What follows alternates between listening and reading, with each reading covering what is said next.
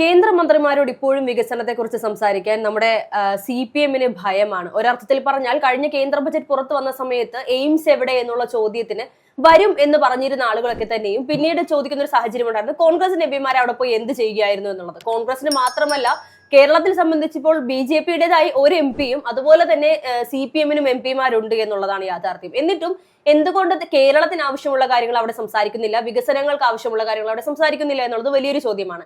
ഈ ഒരു ചോദ്യങ്ങളൊക്കെ തന്നെ നിലനിൽക്കുകയാണ്. കഴിഞ്ഞ ദിവസം കേന്ദ്രമന്ത്രി കിരൺ റിജിജുവിനെ കണ്ട സമയത്ത് നമ്മുടെ KC വേണുഗോപാൽ MP കൃത്യമായി കേരളത്തിന് ആവശ്യമുള്ള കാര്യങ്ങളെല്ലാം എണ്ണി ചോദിക്കുന്ന ഒരു സാഹചര്യം ഉണ്ടായിരുന്നു. അതോടൊപ്പം തന്നെ അവരുടെ ഭാഗത്ത് നിന്നുള്ള നേതാക്കന്മാർ കേരളത്തിന് ചെയ്തിട്ടുള്ള സംഭാവനകളും അദ്ദേഹം എടുത്തു പറയുന്ന ഒരു സാഹചര്യം ഉണ്ടായിരുന്നു. എത്ര നേതാക്കന്മാർക്ക്, CPM-ൽ നിന്നുള്ള എത്ര നേതാക്കന്മാർക്ക് ഇതുപോലെ സംസാരിക്കാൻ സാധിക്കും? അല്ലെങ്കിൽ നമ്മുടെ മുഖ്യമന്ത്രി, ബഹുമാനപ്പെട്ട മുഖ്യമന്ത്രി പിണറായി വിജയൻ ഇതുപോലെ സംസാരിക്കാനുള്ള ധൈര്യം ഉണ്ടാകുമോ? അല്ല, നമ്മൾ നോക്കിക്കഴിഞ്ഞാൽ BJP-യോട് ഇപ്പോഴും ശക്തമായൊരു നിലപാടെടുക്കാൻ CPM-ന് കഴിയാത്തൊരു സാഹചര്യമുണ്ട്. CPM പലപ്പോഴും അവരുടെ അടിമയായി മാറുന്ന ഒരു സാഹചര്യമുണ്ട്. നമുക്കറിയാം PM ശ്രീ വിഷയത്തിലൊക്കെ എങ്ങനെയാണ് CPM എടുത്ത നിലപാടെന്ന് ആരോടും പറയാതെ രഹസ്യമായിട്ട് PM ശ്രീയിൽ ഒപ്പുവെക്കുന്ന ഒരു സാഹചര്യം. ഇതെല്ലാം നമ്മൾ കണ്ടതാണ്. ഇപ്പോൾ നമുക്കറിയാം കിരൺ റിജിജു എന്ന് പറഞ്ഞാൽ BJP-യിലെ ആഭ്യന്തര സഹമന്ത്രിയാണ്. ഇപ്പോൾ ശക്തനായിട്ടുള്ളൊരു നേതാവാണ് കിരൺ റിജിജു എന്ന് പറയുന്നത്. അപ്പോൾ ആ നേതാവിനെ ഇപ്പോൾ നമുക്കറിയാം 24 എന്ന് പറയുന്നൊരു ചാനൽ നടത്തിയ പരിപാടിയുടെ ഇടയിലേക്ക് ബിസിനസ് കോൺക്ലേവിൽ ഇവരെല്ലാം ക്ഷണിക്കുന്ന സാഹചര്യത്തിലാണ് അവിടെ വെച്ച് KC വേണുഗോപാൽ അദ്ദേഹം ഡയറക്റ്റായിട്ട് പറയുകയാണ്, ഞങ്ങൾ ഇതെല്ലാം പാർലമെന്റിൽ ഉന്നയിച്ച വിഷയങ്ങളാണ്, എന്നിട്ടും ഇന്നേ വരെ ഞങ്ങൾ തിരിഞ്ഞു പോലും നോക്കിയിട്ടില്ല. 15 വർഷമായിട്ട് ഞങ്ങൾ എയിംസിന് വേണ്ടി ശക്തമായിട്ടുള്ള നിലപാടുകൾ പറയുന്നുണ്ട്, ഞങ്ങൾക്ക് വേണമെന്ന് പറയുന്നുണ്ട്. പക്ഷെ തിരിഞ്ഞു പോലും നോക്കാത്തൊരു സാഹചര്യമാണ് കേന്ദ്രത്തിൽ നിന്നും ഉണ്ടായിട്ടുള്ളത് എന്നാണ് അദ്ദേഹം കൃത്യമായിട്ട് പറയുന്നത്. അതേപോലെ തന്നെ ഓരോ പദ്ധതികളും, കേരളത്തിൻ്റെ ഓരോ പദ്ധതികളും നമുക്കറിയാം. ഇപ്പോൾ കേരളത്തിൽ തന്നെ മെട്രോ ഉണ്ടാക്കിയ ശ്രീധരൻ, അപ്പോൾ അദ്ദേഹം വളരെ നല്ലൊരു ആർക്കിടെക്റ്റാണ്. അപ്പോൾ അത് തന്നെ അദ്ദേഹം എടുത്തു പറയുന്നുണ്ട്. BJP-യുടെ തന്നെ നേരത്തെ സ്ഥാനാർത്ഥിയായി നിന്ന ഒരാൾ, അയാള് മികച്ചൊരു വർക്ക് ചെയ്യുന്ന കൺസ്ട്രക്ടറാണ്. അപ്പോൾ അദ്ദേഹം BJP-യുമായി സംസാരിച്ച് ഇവിടെ പുതിയ റെയിൽപാതയുമായി ബന്ധപ്പെട്ട പുതിയ പദ്ധതികൾ വരുമെന്ന് ഞങ്ങൾ വിചാരിച്ചു. പക്ഷെ അതൊന്നും ഉണ്ടായില്ല. ഞങ്ങൾ നിയമസഭയിൽ പാർലമെന്റിൽ ഉന്നയിച്ചു, എന്നിട്ടും ഒന്നും ഉണ്ടായിട്ടില്ല. അതേപോലെ തന്നെ ആയുർവേദവുമായി ബന്ധപ്പെട്ട് നമുക്കറിയാം, കേരളത്തെ സംബന്ധിച്ച് കേരളത്തിന്റെ ആയുർവേദം ലോകത്ത് എവിടെ പോയി കഴിഞ്ഞാലും ഇപ്പോഴും കേരളത്തിലേക്ക് വിദേശികൾ തന്നെ വരുന്നത് എന്തിനു വേണ്ടിയിട്ടാണ്? ആയുർവേദ ചികിത്സയ്ക്ക് വേണ്ടിയിട്ടാണ്. ഇവിടെയുള്ള ആയുർവേദ ചികിത്സ മറ്റെങ്ങും ലഭിക്കാത്ത സാഹചര്യമുണ്ട്. ഇന്നും ഇവിടുത്തെ പല പദ്ധതികളും അല്ലെങ്കിൽ ആയുർവേദവുമായി ബന്ധപ്പെട്ട പല കാര്യങ്ങളും വിദേശ രാജ്യങ്ങളിൽ വലിയ വലിയ ബിസിനസ് സ്ഥാപനങ്ങളായിട്ട് ഉയരുന്ന സാഹചര്യത്തിലും കേരളത്തെ ആരും തിരിഞ്ഞു നോക്കാത്തൊരു സാഹചര്യമാണുള്ളത്.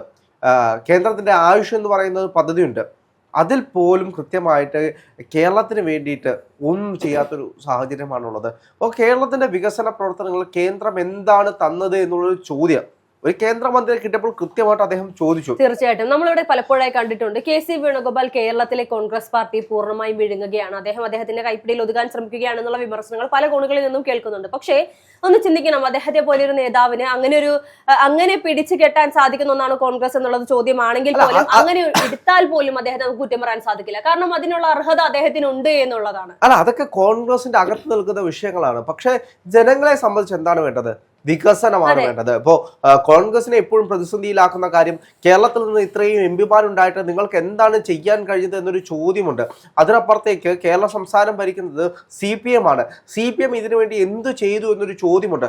പലപ്പോഴും CPM BJP-യുമായിട്ട് പലപ്പോഴും രഹസ്യ ബന്ധങ്ങൾ ചേർന്ന് പോകുന്ന ഒരു സാഹചര്യമാണുള്ളത്. CPM-ന് വ്യക്തിപരമായ നേട്ടം, അതായത് CPM പാർട്ടിക്കല്ല, പാർട്ടിക്കകത്തുള്ള ചില നേതാക്കന്മാർക്ക് വ്യക്തിപരമായ നേട്ടം ഉണ്ടാക്കുന്ന എല്ലാ കാര്യങ്ങളും CPM കേന്ദ്രത്തോട് ആവശ്യപ്പെടുന്നുണ്ട്, അവർക്ക് ലഭിക്കുന്നുമുണ്ട്. അതല്ലാതെ ജനങ്ങൾക്ക് വേണ്ട, അല്ലെങ്കിൽ കേരളത്തിൽ വേണ്ട, കേരളത്തിന്റെ വികസനത്തിന് വേണ്ടത് എന്തവർ കൊണ്ടുവരുന്നുണ്ട് എന്ന് ചോദിച്ചാൽ വളരെ ചുരുക്കം മാത്രമേ ഉള്ളൂ. അതിനപ്പുറത്തേക്ക് അവർ പറഞ്ഞു വെക്കുന്നത് കേന്ദ്രം കേരളത്തെ കണ്ടില്ലെന്ന് നടിക്കുന്നു, കേരളം കേന്ദ്രത്തെ ഈ പറയുന്നത് പോലെ. സ്വാഭാവികമായിട്ടും ജനങ്ങളുടെ മുന്നിലേക്ക് CPM-മാരായിട്ടുള്ള എല്ലാവരും പറയുന്നത് ഞങ്ങളെ തഴയുകയാണ്, ഒന്നും തരുന്നില്ല, അവഗണിക്കുകയാണ്, ഞങ്ങൾ പിച്ചച്ചട്ടി എടുത്ത് നിൽക്കുന്ന സാഹചര്യമാണുള്ളത്, ഞങ്ങളെ ആരും കാണുന്നില്ല, ഞങ്ങളെ ആരും കേൾക്കുന്നില്ല എന്ന് പറയുന്ന CPM അതിനു വേണ്ടിയിട്ട് എന്ത് ചർച്ച ചെയ്തു എന്നുള്ള വിഷയമുണ്ട്. പലപ്പോഴും ഇവരുടെ കേസുകൾ സെറ്റിൽമെന്റ് ചെയ്യാൻ വേണ്ടിയിട്ട് നമുക്കറിയാം, പിണറായി വിജയനുമായി ബന്ധപ്പെട്ട് എത്ര കേസുകളുണ്ട്, ഇത് എത്ര വട്ടം മാറ്റിവെച്ചിട്ടുണ്ട് എന്നുള്ള റിപ്പോർട്ടുകൾ നമ്മൾ പലപ്പോഴും കേട്ടിട്ടുണ്ട്. ഇന്നേ വരെ ലോകത്തെങ്ങും സംഭവിക്കാത്ത രീതിയിൽ 80-90 വട്ടം 100-120 വട്ടം ഒരു കേസ് മാറ്റിവെക്കുന്ന ഒരു സാഹചര്യം ഒന്ന് ആലോചിച്ച് നോക്കുക. ഇവിടെയെല്ലാം CPM ഉം BJP യുമായിട്ടുള്ള അന്തർധാര എപ്പോഴും സജീവമായിട്ട് തന്നെ ഉണ്ട് എന്നാണ് നമുക്ക് മനസ്സിലാക്കാൻ കഴിയുന്നത്. ഇപ്പോൾ കഴിഞ്ഞ ദിവസം തന്നെയായിരുന്നു CPM ഒരു നേതാവ് അപ്പുക്കുട്ടൻ വള്ളിക്കുന്ന് എന്ന് പറയുന്ന നേതാവ്, അദ്ദേഹം ഇത് തുറന്നു പറയുന്ന ഒരു സാഹചര്യം ഉണ്ടായത്. അത് CPM പിണറായി വിജയനും ഇവിടുത്തെ RSSന്റെ നേതാക്കന്മാരും തമ്മിൽ ഒരു ഹോട്ടലിൽ വെച്ച് രഹസ്യമായിട്ട് കണ്ടുമുട്ടി. അപ്പോൾ അത്തരത്തിലുള്ള വലിയ വിഷയങ്ങൾ നമ്മുടെ മുന്നിൽ നിലനിൽക്കുന്നുണ്ട്. അത് ഇലക്ഷനുമായി ബന്ധപ്പെട്ട് ഇത്ര സീറ്റുകൾ നിങ്ങൾക്ക് സെറ്റിൽമെന്റ് ചെയ്യാമെന്നുള്ള ധാരണയിലാണ്. അപ്പോൾ CPM സംബന്ധിച്ച് ഒരു വേദി കിട്ടിക്കഴിഞ്ഞാൽ ഒരിക്കലും CPM ചോദിക്കുന്നില്ല CPM എത്ര മന്ത്രിമാർ അല്ലെങ്കിൽ CPM എത്ര നേതാക്കന്മാർക്ക് ആർജവമുണ്ട്. ഒരു കേന്ദ്ര മന്ത്രിയെ കിട്ടിയാൽ അല്ലെങ്കിൽ ഇതേപോലെ ഇപ്പോൾ നമ്മുടെ മുഖ്യമന്ത്രിക്ക് എന്താണെങ്കിലും നമ്മുടെ പ്രധാനമന്ത്രിയെ കണ്ട് സംസാരിക്കുന്ന ഒരുപാട് വേദികളുണ്ട്.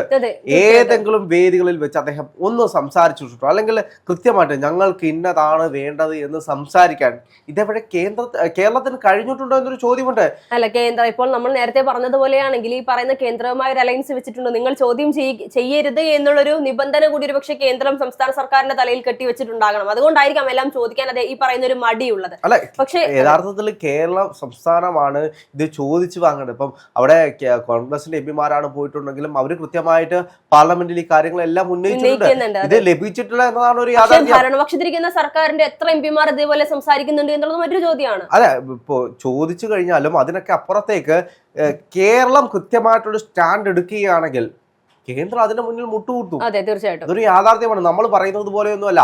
ഇപ്പൊ തമിഴ്നാടിനെ അവഗണിക്കുന്നു എന്ന് പറയുമ്പോൾ തമിഴ്നാടിന് ഇത്തരത്തിലുള്ള ആവശ്യമുള്ളതെല്ലാം ലഭിക്കുന്നുണ്ട്. അതെ, ആവശ്യമുള്ളത് എല്ലാം കൊടുക്കുന്നുണ്ടോ എന്ന് ചോദിച്ചു കഴിഞ്ഞാൽ ഇല്ല. പക്ഷെ അതിനപ്പുറത്തേക്ക് തമിഴ്നാട് പറയുന്നത് കേൾക്കാൻ തയ്യാറാകുന്നുണ്ട്. പക്ഷെ കേരളം പറയുന്നത് കേൾക്കാൻ തയ്യാറാകാത്തൊരു സ്ഥിതിയാണ് ഇപ്പോഴും കേന്ദ്ര നിലപാട് എന്ന് പറയുന്നത്. അപ്പോൾ ഇത്തരത്തിലുള്ള നേതാക്കന്മാരെ കയ്യിൽ കിട്ടുമ്പോൾ ഇതേപോലെ തന്നെ ചോദിക്കണം. KC വേണുഗോപാൽ ചോദിച്ചതുപോലെ തന്നെ ഇന്ന കാര്യങ്ങൾ ഞങ്ങൾക്ക് ലഭിച്ചിട്ടില്ല എന്ന് ചോദിച്ചുകൊണ്ടേയിരിക്കണം. അപ്പോൾ നമുക്കറിയാം സുരേഷ് ഗോപിയെ സംബന്ധിച്ച് അദ്ദേഹം എയിംസ് കൊണ്ടുവരും എന്നുള്ള വലിയ വാശിയിലായിരുന്നു. എന്നിട്ട് എന്ത് സംഭവിച്ചു? BJPക്ക് ഒരു MBA തന്നു കഴിഞ്ഞാൽ ഞങ്ങളിവിടെ സ്വർഗം പണിത് തരാമെന്ന് പറയുന്ന BJPക്കാരുണ്ട്. BJPക്ക് ഒരു കേന്ദ്രമന്ത്രിയുണ്ട്.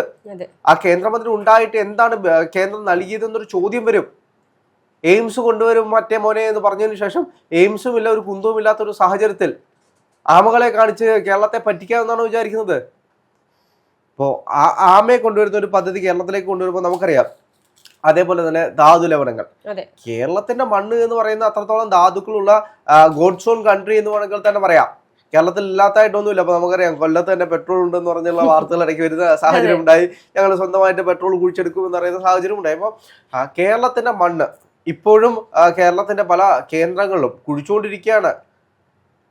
ലോകത്തില്ലാത്ത പല ധാതു ലവണങ്ങളും കേരളത്തിലാണുള്ളത്. അപ്പൊ കേരളത്തിന്റെ മണ്ണിലുള്ള ഇത്തരത്തിലുള്ള ധാതുക്കൾ മാത്രമാണ് കേന്ദ്രത്തിന്റെ ശ്രദ്ധ എന്ന് പറയുന്നത്. അതിനൊക്കെ അപ്പുറത്തേക്ക് ഒരു വികസിത കേരളം മറ്റ് ജനങ്ങൾ ആഗ്രഹിക്കുന്നുണ്ട്. ഇപ്പോൾ കൊച്ചി മെട്രോ വന്നു, അതിനുശേഷം അത്തരത്തിലുള്ള ഒരു പദ്ധതി എവിടെയാണ് കൊണ്ടുവന്നിട്ടുള്ളത്? കേരള സർക്കാരിനോ കഴിയുന്നില്ല, കേന്ദ്ര സർക്കാർ പോലും തിരിഞ്ഞു നോക്കാത്തൊരു അവസ്ഥയാണ് ഇപ്പോഴും നമ്മുടെ മുന്നിലുള്ളത്.